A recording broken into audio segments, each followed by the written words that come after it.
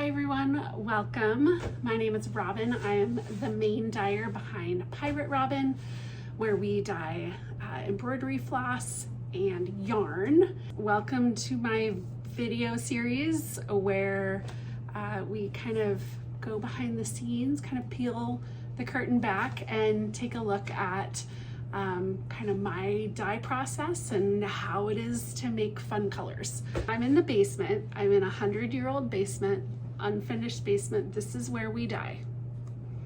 Sounds great. I splatter something, it's just not going to be a thing. If I'm upstairs in my kitchen, oof, don't want to make a mess. I launched a website today. I am so excited.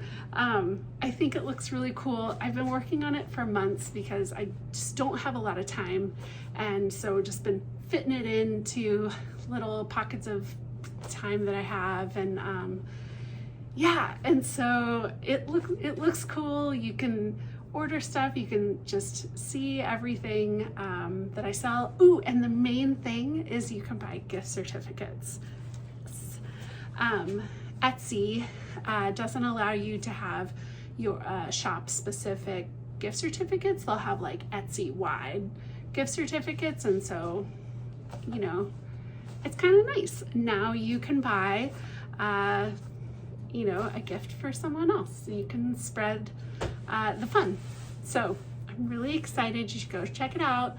piraterobin.com. I mean, how was that not already taken? I do not know. I'm hashtag blessed. Also, I can imagine my daughter going, "Oh, mom, stop." I'm not supposed to like make hashtag jokes anymore, but that's all right.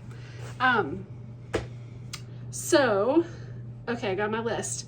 That, oh, so at work, so we've been talking Christmas, right?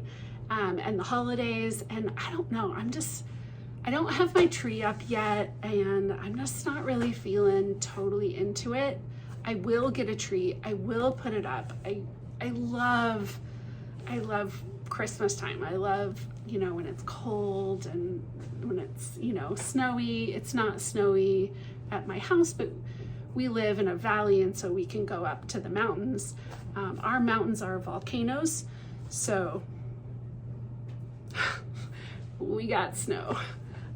So, you know, you can go in some super rugged, cool areas. Anyway, which is really reminding me, I need to text my friend. After we do some filming here, I'm gonna text my friend Halana, and I'm gonna say, hey, we should go up and snowshoe, because that'll be really fun. Because I'm thinking about it now, and I'm like, yeah, let's go. Okay,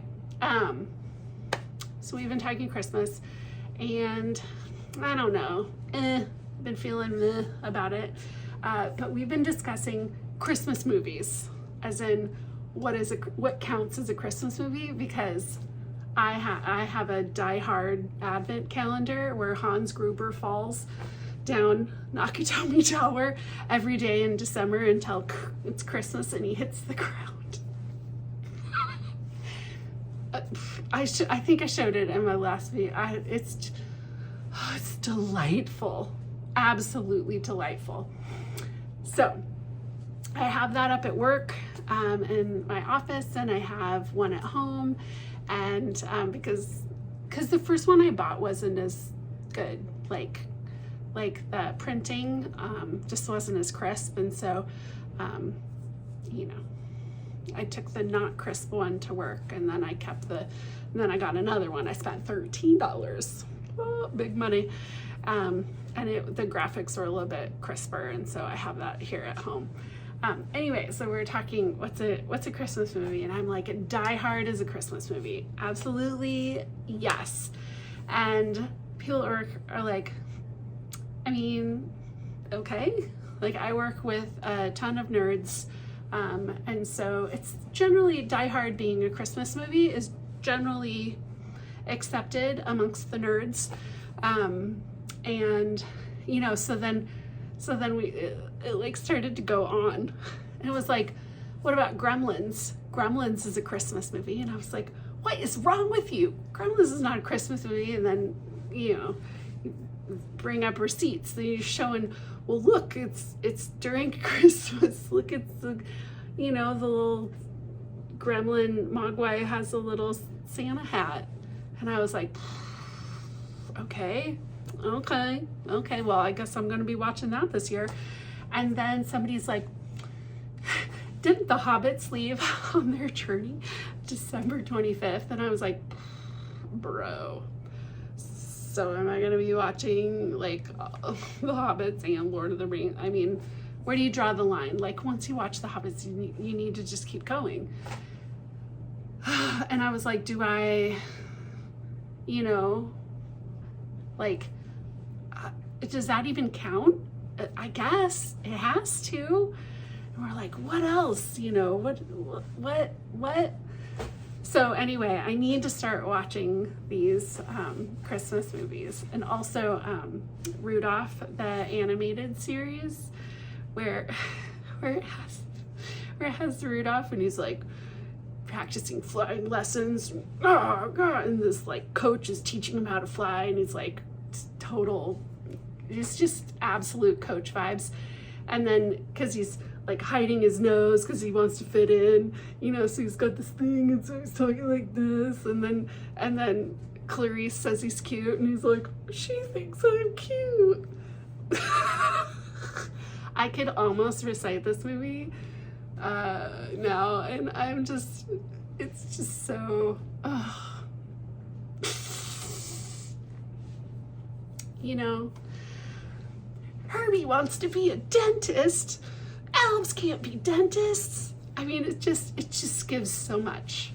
It gives so much to me, and I take it and I hold it, and then I open it up next year, and people are like, what is wrong with you?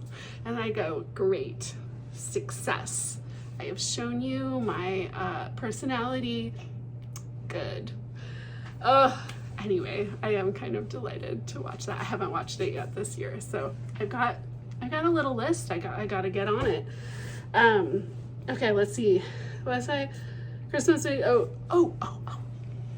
I've been working on my shawl.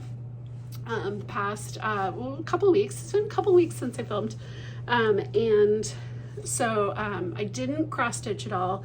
So my Yule Goddess still has armpit hair. No other hair. It's just armpit at this point.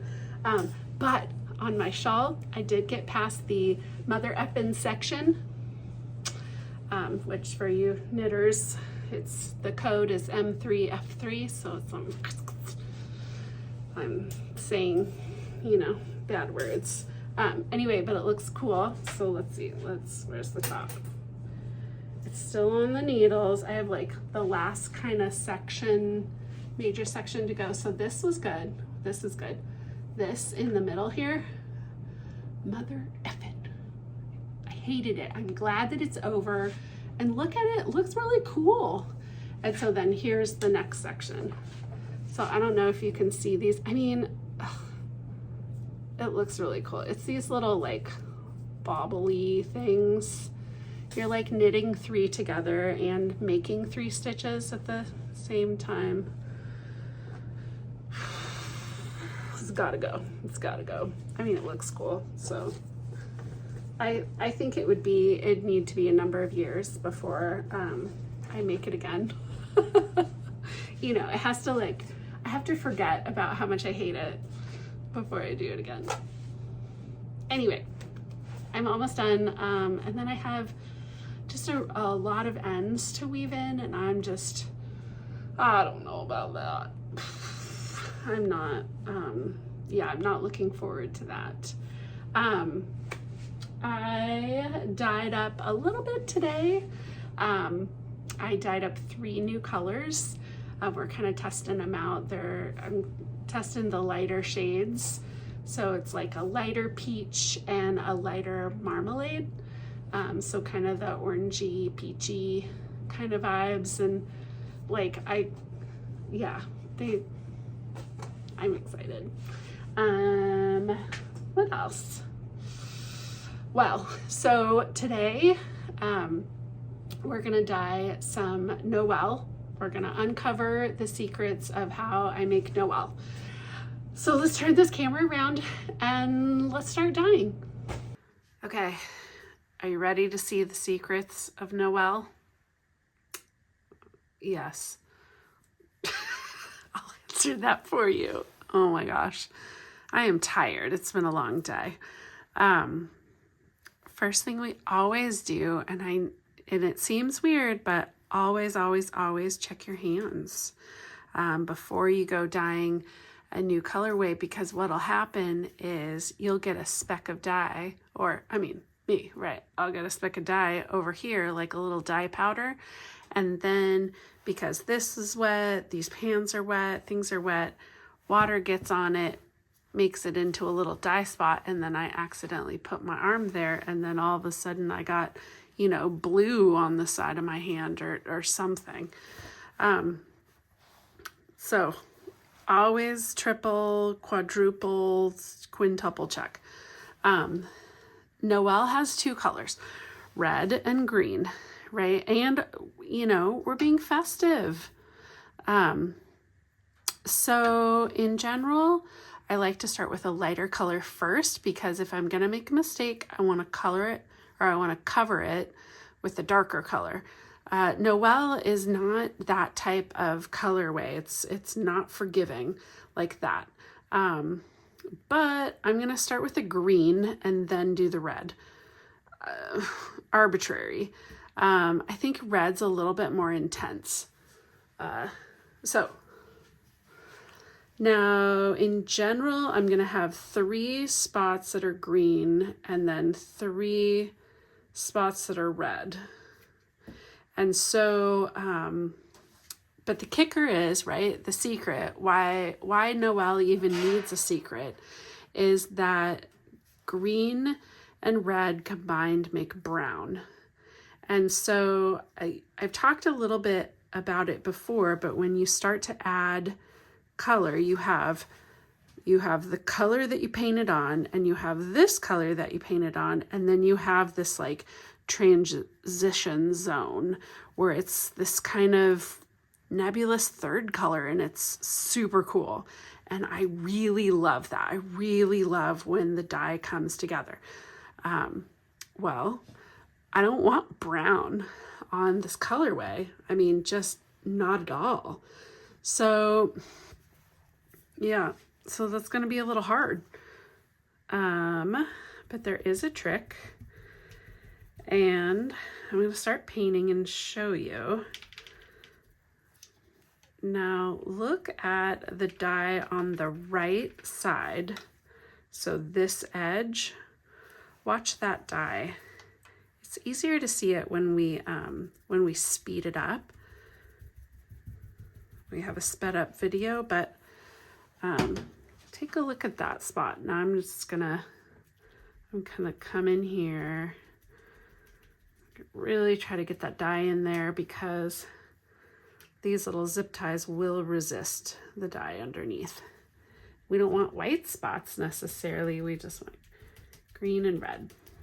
Though there will be a few white spots, and I'm okay with that. Generally, they turn out to be like lighter green or lighter red, but okay, did you see it? Did you see? Here's where I stopped painting the dye, and then it is wicking up the skein. Now, this is also a colorway where I need to move a little bit quicker. Am I moving quicker? No. Do I care? No. It's gonna be fine. We're gonna be good. A lot of times, okay, so we're gonna go green, red, green, red, green, and then red will be on this end. So I make lines, and then I'm gonna come in and I'm gonna make it a little bit bigger.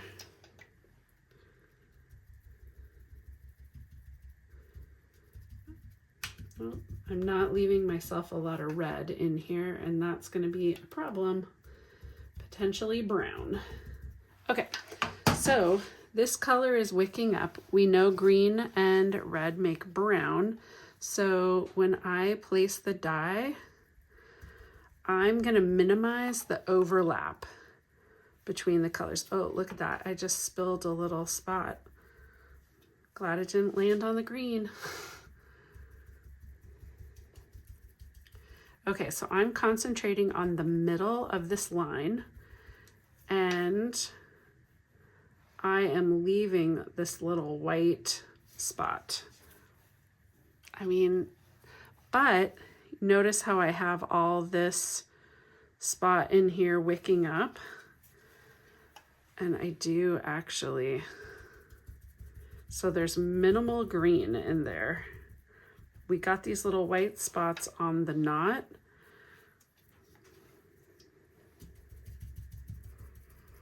So we're just gonna kind of do our best.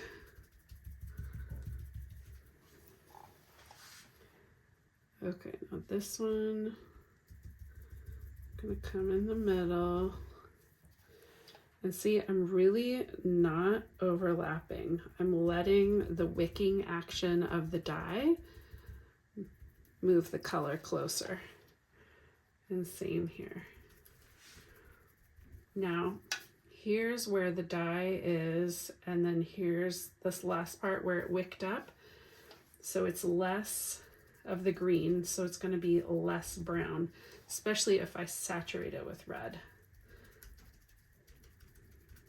It is, I mean, I'm not negating skill, right? There is definitely a little bit of skill involved with this colorway, but it's just, you move quickly and it's a little tricky. The color used to have more white between them, and then it was kind of hard to recreate. So I went with the way that the colors blend. I went with that in a way that I could recreate.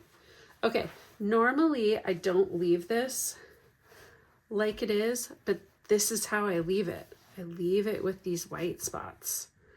I am a little concerned that this guy right in here is going to be a little brown. And then this guy right in here. But we're just gonna, we'll see.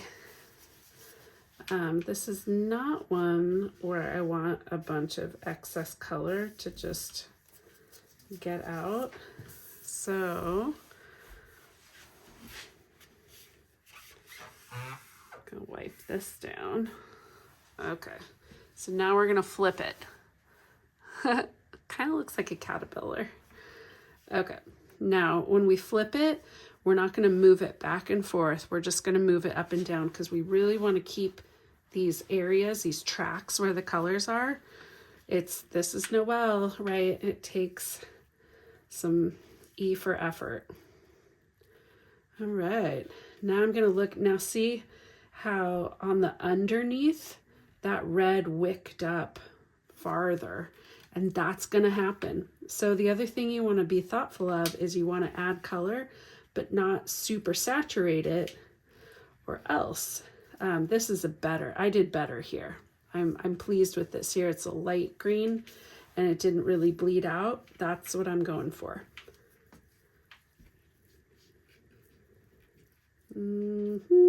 Yeah, this, good.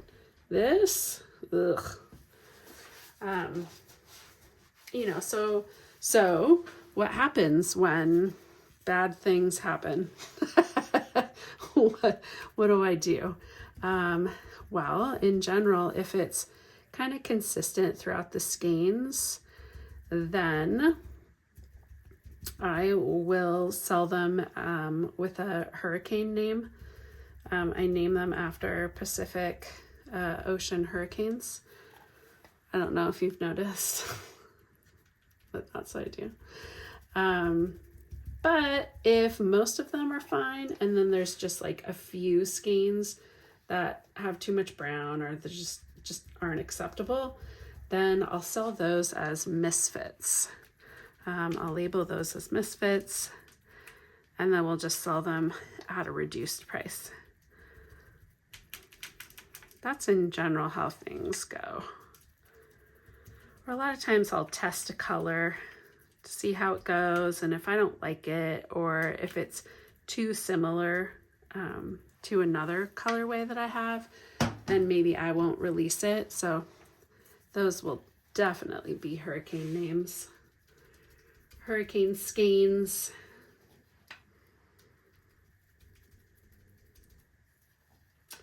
I opted to choose the Pacific hurricane names because there is less death and destruction with those guys than there are with the Atlantic hurricanes.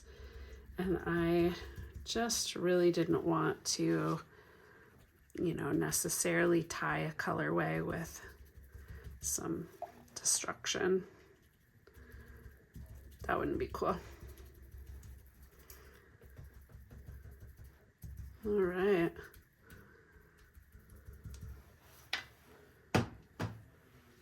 Let's see if we can show this. Okay.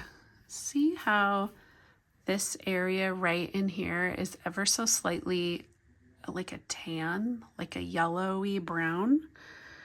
My hope is that the red and the green are just gonna kind of wick, and it's not gonna look that way. Oh, and this spot down in here looks a little brownish. Not aggressively brown, but it's just a little bit of concern. The way that it looks right now, there's not enough white. I normally leave a little bit more white. So, I mean, that's a bummer, but what we'll do is we'll just, you know, leave it overnight and see how it looks in the morning. We'll rinse it out tomorrow because I generally don't do things all in one day because that's just a lot of work, and I have a lot of stuff that I do. So yeah, so we'll see how it looks tomorrow. I bet it's gonna look awesome. Yeah, and so we'll lift it out of here and put it in a pan. Otherwise, I would just wipe all of this up because I don't want this to like follow up the pan and then get this side red, or well, brown. Gross. I don't want that. I almost made a video without a voiceover, but I did it. I got my little voiceover in. Okay. I don't always show the rinsing because it's tedious, it takes forever, and blah, but here we are, we're showing the rinsing. Check out that brown in the pan. Look, it's so much dye is coming off. This is why we rinse. It's because we love you. We want your projects not to be this, you know, dye-filled goopy mess. I cannot express how much footage of rinsing that I cut out. It's so much rinsing. So I'm trying to get off the colors or the dye that hasn't chemically bonded to the fiber. I want to get it off so it doesn't shake out. Check this out. You can kind of get a sense of how it is if you wring out a lot of the water. Take a look. So I'm looking for brown spots. I'm looking for those transition areas. You know, it's looking good. That red is a little bit darker, but it doesn't look brown per se. It just looks more of like a purpley, which I'm good with. Okay. Then it gets a 30-minute bath. And basically we keep doing the 30 minutes with fresh water with synthropol in it until there is very little dye in the bath, and you can see there's still a lot of dye in there. I have 2 colorways in here. I think that's Fireball. I don't know. I could almost say any color name and you'd probably believe me. I'm pretty sure it's Fireball. Okay, I'm looking. I'm still liking it. I'm good. We're good. And you'll see in a second just look at how dark this is still. Barf. Look at that. Gross. And hey, you know what you do after you rinse and you soak? More rinsing. I mean, look at that. And still have a lot of dye coming off. Now it looks to be more of the greens are still going. And we'll do another soak. Now look how there's very little dye in that. This is after 30 minutes in water with Synthropol, which is a special soap, which I sell. And its purpose is to keep the dye in suspension when you wash it. So it prevents back staining. So after it's soak, we rinse some more. There's just all the rinsing. And what I'm doing right here is I'm just kind of seeing, I'm pressing it. I'm seeing how much dye is coming out. Are we good? Did I get all the dye? I did. Spoiler alert, I did. And so here it is pretty wet. But I'm looking at these transition areas. I'm looking at the ends. This is just, a difficult colorway to dye. It's really prone to mistakes. So checking things over, and it looks okay. I think it's definitely going to lighten up. But I like it. I think I'm a fan. Look, I can't stop looking at it. Stop looking at it, Robin. Just put it down and move on. Oh, I love this colorway. God, I really love the green. Just looks so good. And the red. I mean, next to that fireball there. Ooh, fireball hurts my eyeballs. Okay, so here they are. They're dry, and I put them in the light box so you could get a better sense of the color. It's just gorgeous. Ugh, I really love this colorway. Hey, thanks for dyeing with me. See you guys later.